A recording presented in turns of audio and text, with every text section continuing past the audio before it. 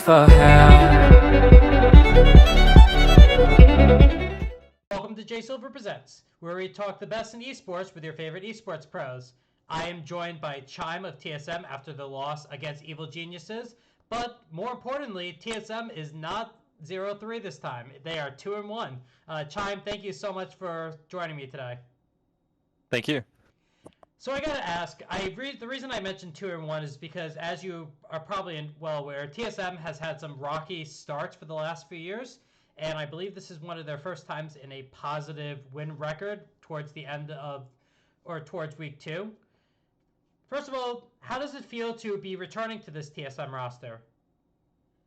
It feels pretty good. I'm glad that they chose to stick with me, and I was happy with my performance last year, and I think excited to start on a team this year. So it's been nice going and talking with them in the off season, and being able to work through that.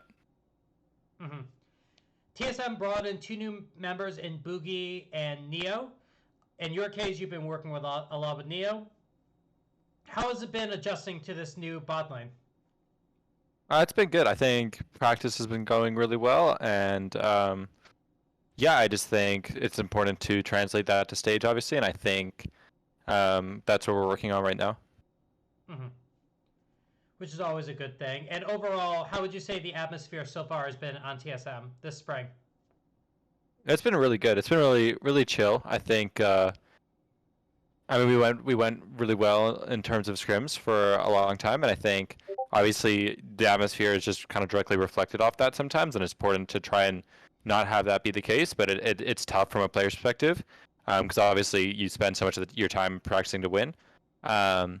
It's been really fun, and I think now we're kind of, as teams kind of polish up, as we also polish up, I think it's more about like teams equalizing in terms of how their start was versus like second week, and we're just I guess taking losses like it's a lesson, and still I guess having a good atmosphere from the wins as well.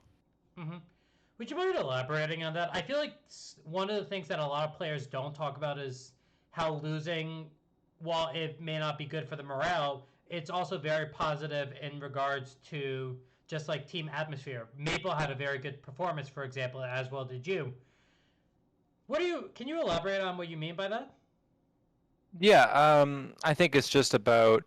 I think a lot of the time, from a player's perspective, a lot of the time you don't really want to talk. You're not very, I guess, articulate when when you've lost, because you just kind of want to be by yourself. And that's like I guess also a bad mindset, because throughout scrims you'll lose scrims and you'll learn from them and you'll have takeaways, and it's just about like staying together as a team and not like turning on each other, I guess, which is really important. And I think also it's just about like mistakes don't reflect a player's capacity. It just reflects a misunderstanding or a lack of knowledge in a certain area. And I guess like having faith in your teammates, because that's like ultimately you're not going to win if you don't have faith in your teammates. So it's taking every mistake as like an understanding that someone misunderstood the situation. And I think today is a good test for us to go through that. Mm-hmm. I want to ask a little bit about the support meta before we talk about that game. Sven this afternoon played Kalista support. We've been seeing across the world different kinds of supports. I know when you and I've talked, you'd much rather play the Bard over the marksman. But I'm curious what your thoughts on these marksman supports are. I think it's refreshing. I think it's nice that there's a meta that hasn't really been around that much, and I think a lot of like certain supports are kind of trying to wait it out and play like dabble what they can in it, but like ultimately wait out the new obviously the melee supports are coming back in the next patch, or at least they all got buffed, and so we can assume that. But I do think that it's fun to play, and it's just matchups people haven't played before. Obviously, no one's played the Jhin versus Kalista support matchup. I just think that there is like every team has a different read, because every team is winning or losing less, and when you're winning, anything really works, right? So I think a lot of teams probably have misreads, and I think like T1 is the perfect example. Not saying that they have a misread, but that anything they're doing right now is working, and it doesn't necessarily mean that the takeaway should be that Caitlyn support or Kalista support is OP, but that T1 made it work, so it's possible. But if you're T1, you can do a lot of things that make it work, right? So take it with a grain of salt. Mm-hmm. But important question: are you happy the cat is gone? I am. Yeah, it's nice. It's nice to not have that like, oh, I played Yuumi today. Like, good for me. Like that's gone, and like I think Lulu is a lot more interactive, and I think all the other enchanters are a lot more interactive, and I think Yuumi was just like a one-off that it's nice to have that out of the game where you feel like you're contributing all the time.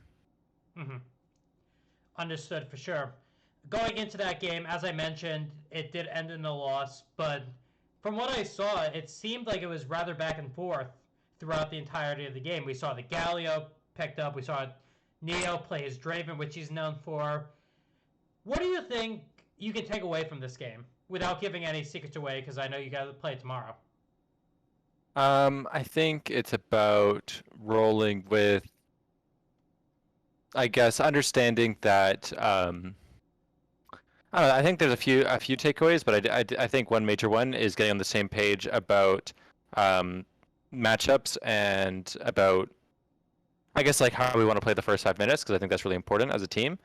And then beyond that, I think playing the game when it's a bit more stale, because I think we haven't played the game that much in a stale. I think both of our games last week were pretty action-packed, so I don't think there was much downtime, and I think a lot of the time LCS matches, when they're close, end up being where it's like a standoff and every person has every summoner and you need to figure out who goes first, and that's like the biggest thing about like breaking the ice. And I think today was kind of an example of that, where we didn't really know who needed to go first, and it ended up being me or like Nami Wave a lot of the time because yeah, I guess we just weren't fully aware, and it's a lot easier in scrims when you're fighting all the time where X person has no flash, you just kind of go, you don't think about it.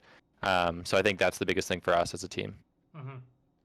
Looking at the overall set of the North American LCS, I've been hearing a lot of different people say, for example, Berserker and Sven are the best. Obviously, Prince and Ayla/Winsome will be very good. But also, a lot of people have been giving you and Neo the respect that you guys rightfully deserve. How do you think the two of you will fare up against these bot lanes that may have a lot more pedigree, but you've been able to show that you can take games off these top teams? I think they are different, very different in terms of like those two pairings that you mentioned. I think it honestly will just come to the game day, but I do think that I think it's coming to show when bot lanes have been practicing matchups and when they haven't. And I think that's been showing on stage. And I think Jan and CoreJJ, for example, are a good example of they've been probably practicing those matchups a lot. And I think it showed today. And I think a lot of other bot lanes should be taking notes from that. Mm-hmm. Is there one particular bot lane that you are looking forward to facing off against?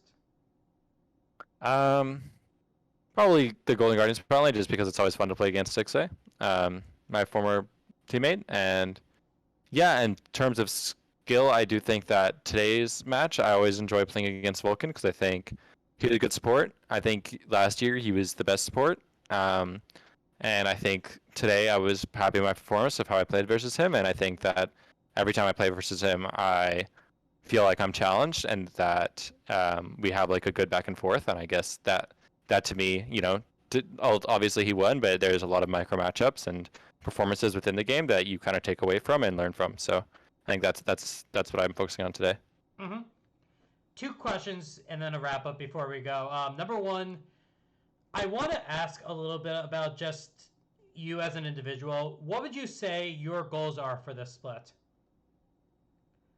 My goal would be to end the season a top 3 support in my position, or a top 3 player in my position, and I think, prove that, I'm a very strong support in this league. Mm-hmm. I also want to ask about the legacy of your jersey. One of the things you and I talked about when we first interviewed a while back, representing TSM has both its ups and its downs, but I know for you are very proud of being a member of this organization. What does the lineage of TSM mean to you as an individual? What do you mean by the lineage? Just like the reputation? The reputation, history, just like the overall support for this organization. I think it just means that I have a lot of fans that believe in me, which feels incredible. And I think that the fans that I have been talking to or that I've read some things about, it feels very like, um, it's very meaningful to me to hear that support. And I think at the same time, it comes with a kind of chip on your shoulder where you know, these people are rooting for you and you didn't really, you know, like as a player, I didn't have that following before. So it's more of the TSM following that then has, you know, recognized me through that. And I think I want to prove to them that they bet on the right person. So I think it just comes with a little bit more responsibility too on that front. All right. And lastly, is there anything you'd like to say to the fans of TSM? Yeah, I mean, thank you so much for the kind words that you have said, and for those that are critical of today, and I guess of us overall. You know, I think we'll bounce back tomorrow, and every loss, I think, you know, going through a season without losing means you didn't learn much. So today we learned. Chime, thank you so much for joining me. That's all the questions that I have. I look forward to seeing you play, and hopefully to see you again throughout the course of the split. Awesome, thank you. DJ is crying for help.